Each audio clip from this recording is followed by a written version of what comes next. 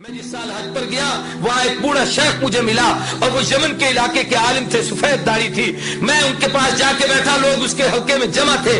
تو اس بابے سے جب گفتگو ہوئی تو اس نے مجھے کہا کہ اسی مسجد نبوی میں قاری فتح محمد صاحب پانی پتی رحمہ اللہ ایک بہت بڑے عارف اور بزرگ اللہ والے گزرے ہیں. فرمایا میں نے ان سے قرآن پڑھا تھا اور انہوں نے بتایا کہ جو اس وقت امام نماز پڑھاتا ہے یہ بھی ان کا شاگرد ہے اور وہ قاری فتح محمد پانی پتی دیوبند کا شاگرد ہے. میں اس موضوع کو لمبا نہیں چھیڑتا. تلاوت آیات کے ساتھ تعلیم کتاب کہ قرآن پاک کی معنی، مطالب اور مفہوم. میری مختصر معلومات کے مطابق اس وقت صرف مکتب دیوبند کے علماء نے جو قرآنی تفاسیر عربی، اردو اور مختلف زبانوں میں لکھی ہے ان کی تعداد 250 سے بھی زیادہ ہے. صرف تفسیریں، اور ان میں کئی تفسیریں ایسی ہیں جو کئی جلدوں پر مشتمل ہیں، 20-30 جلدوں کی. بلکہ علامہ افغانی کے 10 سال کے دروس ہمارے بہاولپور کے ایک عزیز نے، ایک بزرگ نے جمع کیے جو ان کا شاگرد تھا. 10 سال کے درس قرآن کو اکٹھا کیا، 10 جلدیں بنی. قرآن کا صرف پہلا پاؤ مکمل ہوا. کیا علم ہے ان لوگوں کے پاس، آدمی اس کا تصور نہیں کر سکتا. تیسری چیز ہے تعلیم حکمت کہ شریعت کے احکامات اور مسائل.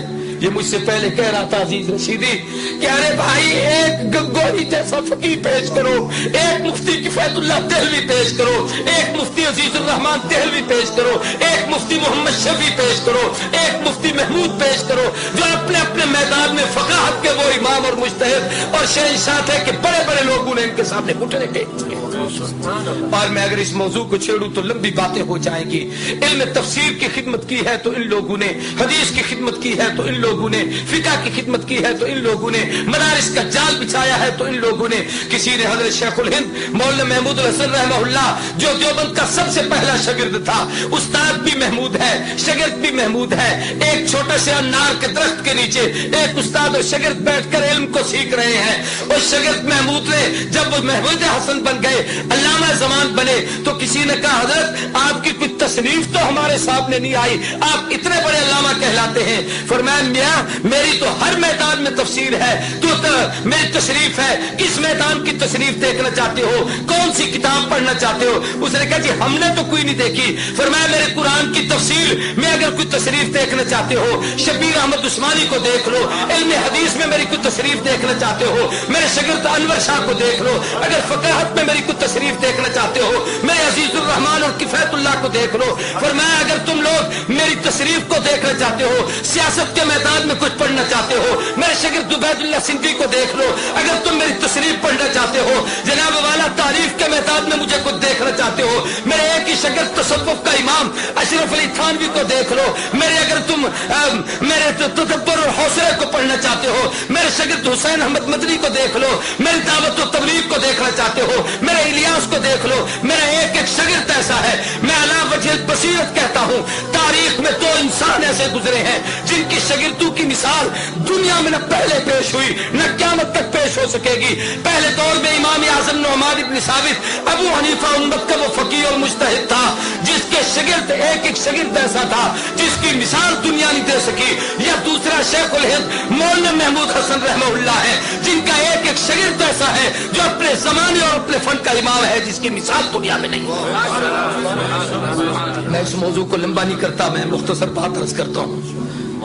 اور تاریخ میں کہا ایک حدیث ہے بڑی عجیب، مشکات میں علماء بیٹھے ہیں، حضور نے فرمایا قرب قیامت میں یکون فی آخر الزمان امت لہم مثل اجر اولہم. آخر دور میں ایک جماعت آئے گی، وہ پہلوں کے نقش قدم پر چلے گی، ان جیسے کام کرے گی، اللہ ان پچھلوں کو ان جیسا اجر دے گی. آگے بڑی لمبی تفصیل ہے، میں صرف اسی کا ایک خاکہ عرض کرنا چاہتا ہوں. تاریخ نے اپنے آپ کو دہرایا کہ اگر پہلے دور میں امام اعظم نعمان بن ثابت ابو حنیفہ گزرا جس کی فقاہت کی دنیا مثال نہ دے سکی، تو اس دور میں رشید احمد گنگوہی گزرا علماء دیوبند کا وہ عظیم فرزند جس کی مثال دنیا نہیں پیش کر سکتی. اگر اس دور میں احمد ابن حنبل استقامت کا کوہ گرا تھا تو تاریخ نے محمود حسن کو پیدا کیا جس کی مثال دنیا نہیں دے سکتی. پہلے دور میں ایک استاد اور اور شاگرد نے بیٹھ کر کٹھی تفسیر لکھی، مدارس میں پڑھائی جاتی ہے، جس کا نام جلالین ہے۔